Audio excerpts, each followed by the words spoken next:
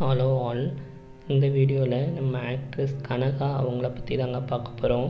அவங்க பழைய நடிகை தேவிகா அவங்களோட ஒரே பொண்ணு.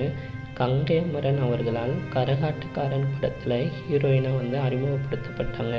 அந்த படம் பட்டி தொட்டி எல்லாம் ரொம்ப ஃபேமஸ் ஆனதுனால அதை தொடர்ந்து ஒரு 10 வருடங்கள் தமிழ், மலையாளம், தெலுங்குன்னு நிறையா மூவிஸில் ஆக்ட் பண்ணியிருக்காங்க.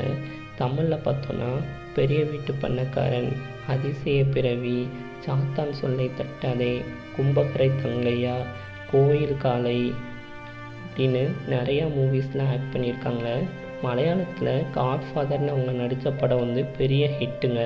அங்கே கூட மம்முட்டி, மோகன்லால் கூடலாம் நிறையா மூவிஸில் ஆக்ட் பண்ணியிருக்காங்க. ரீசெண்ட் டைமில் அவங்க என்ன பண்ணுறாங்க, ஏது பண்ணுறாங்க, ஒரு நியூஸும் அவங்கள பற்றி வர்றதில்லை. வெளி உலகுக்கே வராமல் வீட்டிலேயே அடைஞ்சு கிடக்காங்கன்னு சொல்கிறாங்க. ரீசெண்டாக குட்டி பத்மினி அவர்கள் கூட மீட் பண்ணியிருந்தாங்க.